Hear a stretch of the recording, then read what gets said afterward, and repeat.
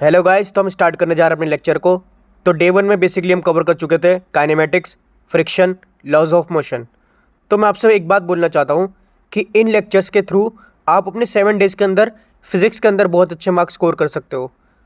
तो इन लेक्चर्स को कुछ इस तरीके से डिज़ाइन किया गया है कि जब हम इसको पूरा कर लेंगे डे 5 के अंदर ही, तो जब डे 6 आएगा जिसके अंदर हम पूरी फिज़िक्स की बात करेंगे, जिसके अंदर हम 11th और 12th दोनों को कंप्लीट करेंगे, वो लेक्चर आपको तभी समझ आएगा जब आप इन लेक्चर्स को धीरे धीरे देख लोगे और कुछ कॉन्सेप्ट उसके अंदर एक्स्ट्रा होंगे।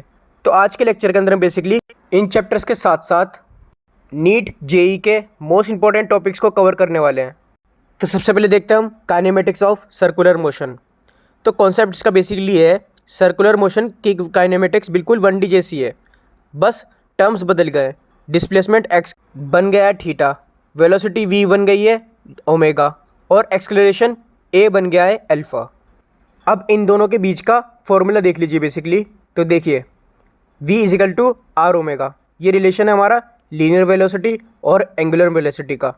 और देखिए एक्सेलरेशन टेंजेंट का is equal to R alpha. इसको मेमोराइज इस तरीके से रखिएगा, जैसे कि हमने वेलोसिटी की बात करी जो कि लीनियर वाली थी, उसके अंदर हमने आर ऐड करा तो ओमेगा हो गया। ठीक, जैसे जब हमने एक्सेलरेशन का रिलेशन आर के साथ निकाला तो हमें अल्फा मिला, कुछ इस तरीके से इसको मेमोराइज रख सकते हो आप। ठीक है, अब देखिए सेंट्रीपिटल या नॉर्मल एक्सेलरेशन की वैल्यू क्या होती है, जिसे हम AC से डिनोट करते हैं। ये होता है हमारा v²/r, और अगर हम इसे ओमेगा के टर्म में निकालना चाहें तो हो जाएगा हमारा r ओमेगा स्क्वायर। ठीक, नेट एक्सेलरेशन होता है हमारा अंडर रूट टेंजेंशियल का स्क्वायर प्लस सेंट्रीपिटल का स्क्वायर। अब देखते हैं डायनेमिक्स ऑफ सर्कुलर मोशन। जब भी पार्टिकल सर्कल में घूमेगा तो सेंटर की तरफ एक नेट फोर्स ज़रूर चाहिए, जिसे हम सेंट्रीफ्यूगल फोर्स कहते हैं। ये कोई नया फोर्स नहीं है, बल्कि पुराना फोर्स यानी टेंशन, फ्रिक्शन, नॉर्मल ग्रेविटी, इसका ही रोल प्ले करता है। ठीक है, तो ये कोई नया फोर्स नहीं है बेसिकली, ये इन्हीं का एक रूप है। डायनेमिक्स का सवाल आए तो बस 3 स्टेप फॉलो करो। पहला, सेंटर ऑफ सर्कल आइडेंटिफाई करो। उसके बाद FBD बनाकर सारे फोर्सेस को टूवर्ड सेंटर्स और परपेंडिकुलर टू सेंटर्स रिजॉल्व करो, कुछ इस तरीके से। अब देखिए टूवर्ड सेंटर्स वाले नेट फोर्स को mv²/r के बराबर रख दो। एक स्पेशल केस देखिए, कोनिकल पेंडुलम। टेंशन और एंगल का रिलेशन निकालते वक्त डायरेक्ट याद रखो T is equal to m omega square L, और टाइम पीरियड का होता है हमारा T time is equal to 2 pi √L cos θ/g। अब देखते हैं banking of roads and rotating coin. तो इसका कॉन्सेप्ट बेसिकली है, लेवल रोड पर कार घुमानी हो तो फ्रिक्शन सेंट्रीपिटल फोर्स देता है। अगर स्पीड ज़्यादा करनी हो तो रोड को एक एंगल पर उठा देते हैं, जिसे बैंकिंग बोलते हैं। इसका फॉर्मूला डायरेक्ट याद रखना, सेफ वेलोसिटी विदाउट फ्रिक्शन वाला होता है v is equal to √RG tan θ। ठीक, रोटेटिंग कॉइन ऑन डिस्क को देखिए, friction provide centripetal force, coin slip ना करे, जिससे कंडीशन ये है बेसिकली, इसकी कंडीशन याद रखना कॉइन स्लिप ना करने के लिए। तो इसकी कंडीशन होती है μs mg ज़्यादा होता है या बराबर होता है m ओमेगा स्क्वायर r। ठीक, तो हम इसका जब ओमेगा मैक्स निकालेंगे तो हमारा अंडर रूट में निकल कर आ जाएगा, सारी टर्म्स इधर की तरफ चली जाएंगी, तो अंडर रूट में निकल कर आएगा μs g/r। तो आइए कुछ क्वेश्चंस को प्रैक्टिस करते हैं। एक मास m का कॉइन एक हॉरिजॉन्टल डिस्क पर सेंटर से r डिस्टेंस पर रखा है। डिस्क की एंगुलर स्पीड बढ़ाई जाती है। अगर कोफिशिएंट ऑफ स्टैटिक फ्रिक्शन यानी म्यूएस है तो किस मैक्सिमम एंगुलर स्पीड पर कॉइन स्लिप कर जाएगा। तो ये तो हमारा कुछ क्वेश्चन, इसे एक बार पॉज करके खुद से सॉल्व कीजिए। अब मैं इसका आंसर बताता हूँ। कॉइन को बाहर फेंकने की कोशिश करेगा स्यूडो फोर्स, जिसे हम सेंट्रीफ्यूगल फोर्स बोलते हैं। उसकी वैल्यू होती है m ओमेगा स्क्वायर r, और उससे बचाएगा स्टैटिक फ्रिक्शन। ठीक, अब देखिए कंडीशन क्या थी बेसिकली, हमने जो पिछले फॉर्मूला के अंदर देखी थी वो कुछ इस तरीके से गिवन थी, जिसका मैं डायरेक्ट फॉर्मूला रख रहा हूँ, जो कि हमारा omega is equal to √μs g/r। तो इससे ज़्यादा स्पीड मिलने पर ये स्लिप कर जाएगा, तो इसको याद रखिएगा। और अगर हमें इसमें कुछ वैल्यूज़ गिवन होती, जैसे म्यूएस की गिवन है, रेडियस गिवन है, तो हम इस तरीके से पुट करके इसका आंसर इजीली निकाल सकते थे। अब देखते हैं कुछ जेईई मेंस के कॉन्सेप्ट पर क्वेश्चन। एक पार्टिकल सर्कल में घूम रहा है, उसकी स्पीड यूनिफॉर्मली इंक्रीज़ हो रही है, उसके एक्सेलरेशन वेक्टर और वेलोसिटी वेक्टर के बीच का एंगल कैसा होगा, ये हमसे पूछा गया है। अब इसका एक बार सॉल्यूशन देखते हैं। पार्टिकल की स्पीड बढ़ रही है, इसका मतलब टेंजेंशियल एक्सेलरेशन 80 वेलोसिटी की डायरेक्शन में है, मतलब अगर हम 80 की डायरेक्शन में ही टेंजेंशियल एक्सेलरेशन को लगा रहे हैं तो स्पीड बढ़ रही है, डायरेक्शन चेंज हो रही है, इसका मतलब AC भी है, जो कि हमारा सेंट्रीपिटल एक्सेलरेशन लगता है वो हमारा टूवर्ड्स द सेंटर लगता है। नेट एक्सेलरेशन दोनों के बीच का आएगा, इसका एंगल हमेशा एक्यूट यानी लेस देन 90 डिग्री होगा। तो इस तरीके से हम इसे सॉल्व कर लेंगे। तो मैंने क्वेश्चन के साथ ही आपको इसको कॉन्सेप्ट समझा दिया है, आई होप आपको समझ में आ गया होगा। अब हम आते हैं नेक्स्ट चैप्टर की तरफ, वर्क पावर एनर्जी। तो वर्क डन का कॉन्सेप्ट देखते हैं हम पहले। वर्क इज़ एसेंशियली फोर्स और डिस्प्लेसमेंट का डॉट प्रोडक्ट होता है। इसके फॉर्मूलाज याद रखना, W is equal to F into D. F हमारा इसमें फोर्स है, D हमारा डिस्प्लेसमेंट है, और ये डॉट प्रोडक्ट हो रहा है तो इसमें cos थीटा आगे लग जाएगा, तो इसका कंप्लीट फॉर्मूला होगा FD cos थीटा। और अगर हमें इसमें वेरिएबल फोर्स गिवन हो तो इसका फॉर्मूला होगा W is equal to integration F into DX। और अगर हम इसका एरिया अंडर FX कर्व निकालें तो वही हमारा वर्क डन कहलाया जाएगा। अब देखिए, अगर फोर्स हमेशा पाथ के टेंजेंट यानी वेलोसिटी की डायरेक्शन लग रहा है तो directly W is equal to force into path length लगा दो। फ्रिक्शन का वर्क डन हमेशा नेगेटिव होता है तो उसको नेगेटिव पुट करना हमेशा पाथ के अगेंस्ट। इस तरीके से हम इसको सॉल्व कर लेंगे। अब देखिए relation between kinetic energy and momentum. तो इसका फॉर्मूला है kinetic energy is equal to half mv²। अब हमें इसका मोमेंटम के साथ निकालना है, तो इसमें हम ऊपर m से और नीचे m से मल्टीप्लाई कर देंगे तो हमारा p²/2m निकल कर आएगा। और इसको हम सिंपल वे में से कर देंगे, p इज इक्वल टू यानी momentum is equal to 2m के अंडर रूट के अंदर। तो देखिए गाइस, इस कॉन्सेप्ट पर बहुत सारे सवाल आते हैं। अगर मोमेंटम को 100% बढ़ा दिया जाए तो काइनेटिक एनर्जी कितनी परसेंट बढ़ेगी? तो इसका शॉर्टकट याद रखना, मोमेंटम 2p तो काइनेटिक एनर्जी 4 गुना बढ़ जाएगी, क्योंकि p² होता है वो, मतलब तो जैसे कि हमें क्वेश्चन के अंदर गिवन था 100%, तो 100 से हमें 4 गुना बढ़ाना है, तो इस तरीके से हम 400 के करीब पहुँचेंगे। अब इस क्वेश्चन के अंदर हमसे पूछा है कितनी परसेंट बढ़ेगी, तो 100 से 400 पहुँचने में हमें 300% बढ़ानी पड़ी, तो इसका 300% इंक्रीज़ निकल कर आ जाएगा आंसर। अब देखिए most important theorem, work energy theorem. तो थ्योरम बेसिकली ये work done by all forces, जैसे conservative, non conservative, pseudo, external, वो इक्वल होती है हमेशा काइनेटिक एनर्जी के। जो भी क्वेश्चन आपको वर्क पावर एनर्जी का दिखे तो ज़्यादातर क्वेश्चन इसके इसी थ्योरम से सॉल्व हो जाते हैं। जब मैं वन शॉट लाऊंगा तो इसके ऊपर आपका ढेर सारे क्वेश्चन करवा कर दिखाऊंगा। अभी फ़िलहाल बस ये समझ लीजिए कुछ इस तरीके की थ्योरम होती है, इसके ऊपर भी क्वेश्चन करेंगे हम, ऐसा नहीं है बिल्कुल नहीं करेंगे। जब मैं नेक्स्ट लेक्चर वन शॉट लाऊंगा तो आपको इसी से बहुत सारे क्वेश्चंस को सॉल्व करके दिखाऊंगा जो बहुत लंबे मेथड के साथ थे, लेकिन हमने इसको शॉर्टकट के साथ कर दिया। तो बस इस थ्योरम को याद रखो। अब हम बात करते हैं पोटेंशियल एनर्जी एंड इक्विलिब्रियम की।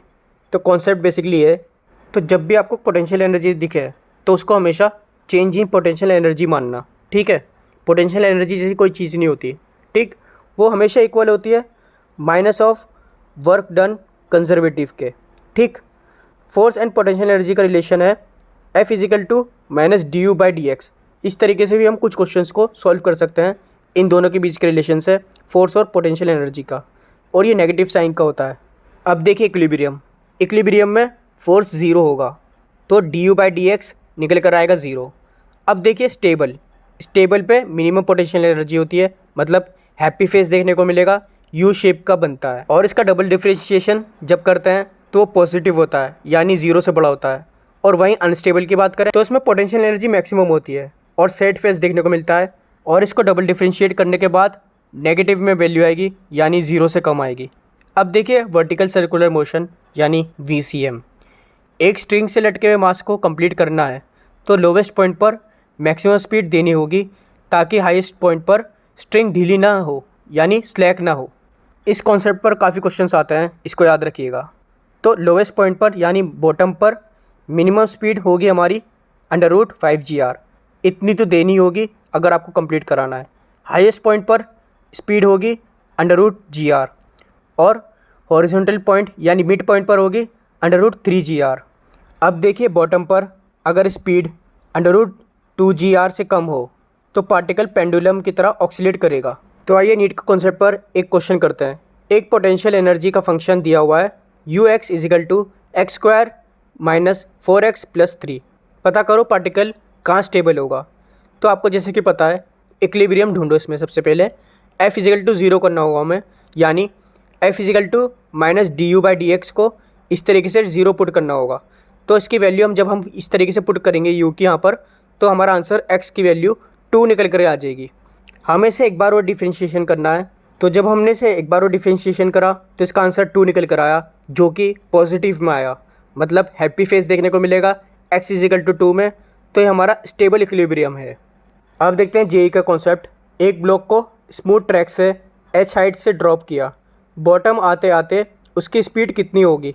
ट्रैक सर्कुलर शेप ले लेता है, बॉटम पर आते ही नॉर्मल रिएक्शन क्या होगा? ठीक, तो हमें इसका आंसर बताना है। तो इसका सॉल्यूशन कुछ इस तरीके से करेंगे। पहले हम ग्रेविटी का वर्क डन निकालेंगे। तो इसका हमारा फॉर्मूला था वर्क एनर्जी थ्योरम लगाने पर। तो हमारा फॉर्मूला था work done by all forces is equal to change in kinetic energy. तो हम जब इसकी ऑल फोर्सेस की बात करें तो इसमें हमें पोटेंशियल एनर्जी देखने को मिल रही है, जिसका फॉर्मूला होता है mgh। तो इसको जब हम work done by all forces को काइनेटिक एनर्जी से रखते हैं इस तरीके से, हाफ mv², हमारी वी फाइनल की स्पीड बतानी है बेसिकली, और ये 0 से छोड़ा गया है, मतलब पहले शुरू में 0 पर था, तो इसकी वैल्यू हमारी 0 आ जाएगी इनिशियल की। तो इस तरीके से हम इसको इधर भेज देंगे तो ये निकल कर आएगा v इजिकल टू √2gh। अब बॉटम पर FBD बनाओ, ऊपर n, नीचे mg, नेट फोर्स सेंट्रल की तरफ है, तो n minus mg is equal to mv²/r। अब जैसे कि हमें पता है v² इजिकल टू 2gh, क्योंकि हमने यहाँ पे अंडर रूट हटा दिया, तो यहाँ पर हमें v की जगह यहाँ पर ये पुट कर देना है। तो ये निकल कर आएगा n is equal to mg plus m2gh/r। तो इस तरीके से हमारा आंसर ये निकल कर आ जाएगा। एक दो बार इस कॉन्सेप्ट को रिपीट कर लेना, और अगर फिर भी समझ नहीं आए तो कमेंट करना, मैं पक्का 1 शॉट के अंदर इसको पूरी तरीके से समझा दूंगा। अब आते हैं हम नेक्स्ट चैप्टर की तरफ, centre of mass and collision. तो ये रहे कुछ formulas. XCOM is equal to m1x1 plus m2x2 upon m1 plus m2, और वेलोसिटी के टर्म में इस तरीके का फॉर्मूला आएगा। एक्सक्लरेशन की फॉर्म में कुछ इस तरीके का फॉर्मूला आएगा हमारा। तो इन फार्मूलाज को याद कर लेना अच्छे से। अब समझिए इसका कॉन्सेप्ट। अगर सिस्टम पर बाहर से कोई नेट फोर्स यानी एक्सटर्नल फोर्स नहीं लग रहा, तो ACM यानी हमारा एक्सलरेशन का सेंटर ऑफ मास हो जाएगा 0। तो इसका मतलब है मोमेंटम हमारा कंजर्व रहेगा, P final is equal to P initial. तो अब बात करते हैं टाइप्स ऑफ कोलिजन की। कोफिशिएंट ऑफ रिस्टिट्यूशन, जिसे हम E से डिनोट करते हैं, इसका फॉर्मूला होता है E is equal to velocity of separation upon velocity of approach. तो इसको इस तरीके से लिख देंगे V2 minus V1 U1 minus U2। याद रखना U1 माइनस U2 को ले रहे हैं यहाँ पर। और इलास्टिक कोलिजन की बात करें, जिसके अंदर E की वैल्यू 1 होती है, तो इसमें काइनेटिक एनर्जी एंड मोमेंटम दोनों को कंजर्व रखते हैं, यानी before and after collision, not during collision. अब देखिए इन इलास्टिक कोलिजन, जिसमें E की वैल्यू 0 से तो बड़ी होगी पर 1 से छोटी देखने को मिलेगी, इसमें काइनेटिक एनर्जी लॉस होती है। अब देखिए परफेक्टली इन इलास्टिक कोलिजन, जिसके अंदर E की वैल्यू 0 होती है, दोनों बॉडी चिपक जाती हैं और साथ में चलती है, और इसी में काइनेटिक एनर्जी का मैक्सिमम लॉस होता है। अब देखिए हेड ऑन इलास्टिक कोलिजन में अगर मासेस सेम है, m1 यानी m2 के इक्वल है, तो कोलिजन के बाद उनकी वेलोसिटी आपस में एक्सचेंज हो जाती है, सॉल्व करने की ज़रूरत ही नहीं होती। ठीक, इसको याद रखना अच्छे से। हेड ऑन कोलिजन के अंदर अगर मासेस सेम है तो कोलिजन की वैल्यूज़ आपस में वेलोसिटीज़ इनकी एक्सचेंज हो जाएगी। अब देखते हैं third topic, direct loss in kinetic energy formula. तो इसके फार्मूलाज हैं कुछ इस तरीके से। Change in kinetic energy is equal to half mu velocity relative का स्क्वायर 1 माइनस E का स्क्वायर इनटू ब्रैकेट में। तो म्यू यहाँ पर रिड्यूस मास है, यानी mu is equal to m1 m2 m1 plus m2, और V रिलेटिव वेलोसिटी यहाँ पर U1 माइनस U2 है। अगर सवाल में काइनेटिक एनर्जी लॉस पूछे तो लंबी कैलकुलेशन मत करना, डायरेक्ट ये मास्टर फार्मूला लगाओ और आपका आंसर निकल कर आ जाएगा। अब देखते हैं फोर्थ टॉपिक, बाउंसिंग बॉल और ड्रॉप ऑब्जेक्ट को। तो कॉन्सेप्ट इसका बेसिकली है, एक बॉल को h हाइट से ड्रॉप किया, ज़मीन से टकराने पर रेस्टिट्यूशन कोफिशिएंट यानी E है। तो इसका पॉइंट याद रखना, टकराकर रिबॉइंड स्पीड इक्वल होगी EV, जहाँ V इजिकल टू √2gh है। ठीक, हाइट आफ्टर फर्स्ट बाउंस ये हमारा होगा E² into h। Change in momentum in 1 bounce ये हमारा होगा mv1 plus E into magnitude. तो इन फार्मूलाज को बार बार ध्यान रखो और इसी पर बेस्ड क्वेश्चंस भी करेंगे, बेफिक्र रहो, मगर आप इसको बार बार रिवाइज करते रहना। बाकी इसके क्वेश्चंस की प्रैक्टिस भी करेंगे आगे चल के, बिल्कुल बेफिक्र रहो। तो आइए अब देखते हैं नीट कॉन्सेप्ट पर, इस पर बेस्ड क्वेश्चन। एक शेल कैपिटल एम मास का रेस्ट पर रखा है। अचानक वो एक्सप्लोड होकर 3 पीसेस में टूट जाता है। 2 पीसेस जिनके मास बराबर हैं एक दूसरे के परपेंडिकुलर v स्पीड से भागते हैं। तीसरा पीस मास के बाकी 2 मास का डबल है। तीसरा पीस की वेलोसिटी क्या होगी? तो इसको कुछ इस तरीके से सॉल्व करना है आपको। तो देखिए इसमें इनिशियल मोमेंटम 0 था, तो फाइनल भी 0 होना चाहिए।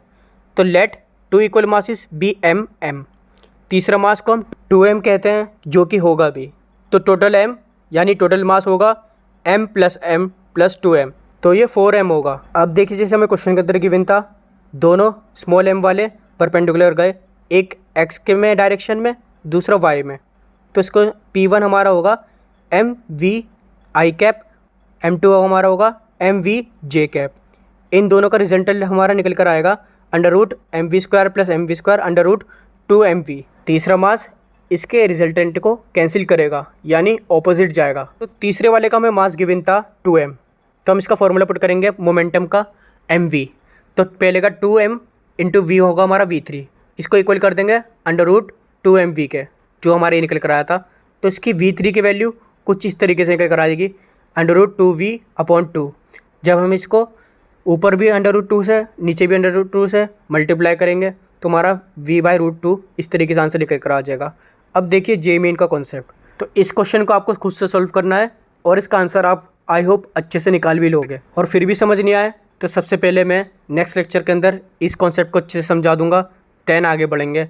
और हाँ, 1 शॉट हमारा जल्दी आएगा, उससे बिल्कुल बेफिक्र रहिएगा। मिलते हैं आपसे नेक्स्ट लेक्चर के अंदर। Thank you so much.